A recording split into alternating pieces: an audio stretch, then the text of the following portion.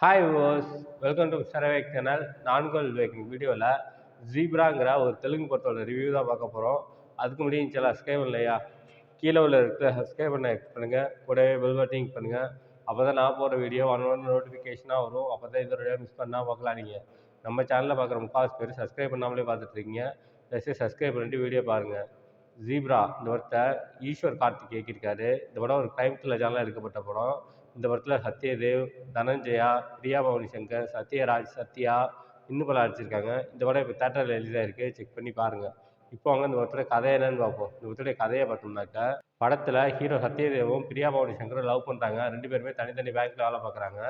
பிரியா பவானி சங்கரோட கேர்லெஸ் மிஸ்டேக்னால ஒரு 4 லட்ச ரூபா பணம் வேற ஒரு அக்கௌண்ட்டில் டெபாசிட் ஆயிடுது.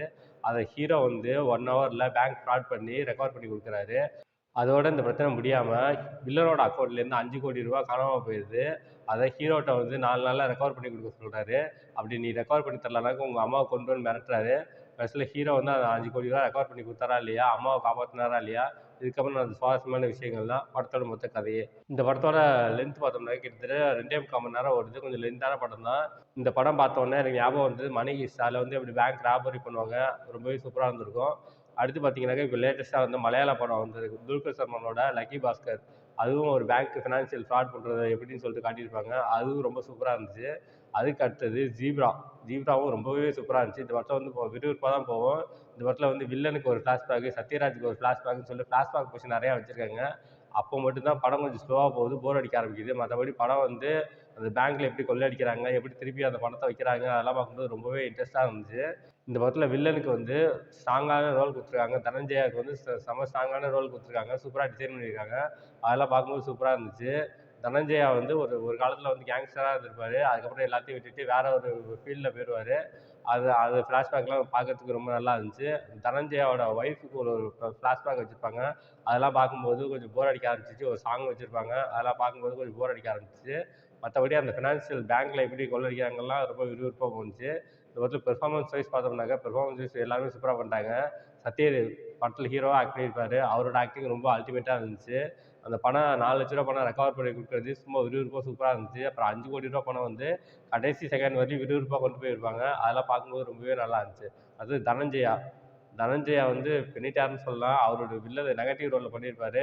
அவரோட ரோல்லாம் பார்க்கறதுக்கு ரொம்ப இன்ட்ரெஸ்ட்டாகவும் இருந்துச்சு, சூப்பராகவும் இருந்துச்சு.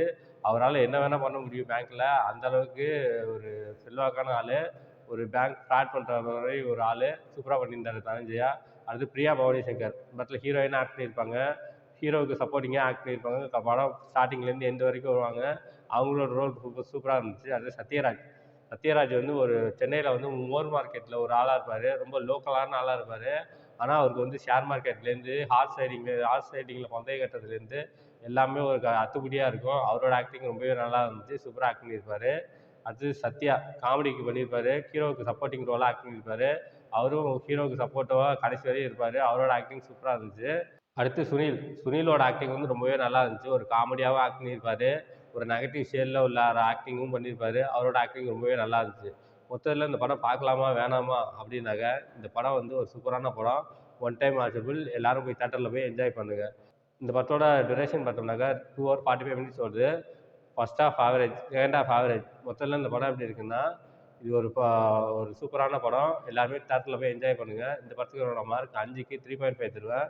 இந்த படத்தில் எந்த விதமான அதர் கண்டென்ட்டும் இல்லை. எல்லோரும் ஃபேமிலியோடு என்ஜாய் பண்ணலாம். ஓகே, இதோட வீடியோ முடிச்சுக்கிறேன். இந்த வீடியோ பிடிச்சிருந்தா லைக் பண்ணுங்கள், கமெண்ட் பண்ணுங்கள், உங்கள் ஃப்ரெண்ட்ஸுக்கு ஷேர் பண்ணுங்கள். இன்னும் சேனலை சப்ஸ்கிரைப் பண்ணலையா, கீழே உள்ள இருக்கிற சப்ஸ்கிரைப் பண்ண கிளிக் பண்ணுங்கள். கூடவே பெல் பட்டன் கிளிக் பண்ணுங்கள். அப்போ தான் நான் போகிற வீடியோ நோட்டிஃபிகேஷனாக வரும். அப்போ தான் இந்த வீடியோ மிஸ் பண்ணால் பார்க்கலாம். நீங்கள் கீழே டிஸ்கிரிப்ஷனில் சோஷியல் மீடியா லிங்க்ஸ் தான் வந்திருக்கேன். லைக் பண்ணுங்கள், கமெண்ட் பண்ணுங்கள், ஃபாலோ பண்ணுங்கள். தேங்க்ஸ் ஃபார் வாட்சிங்.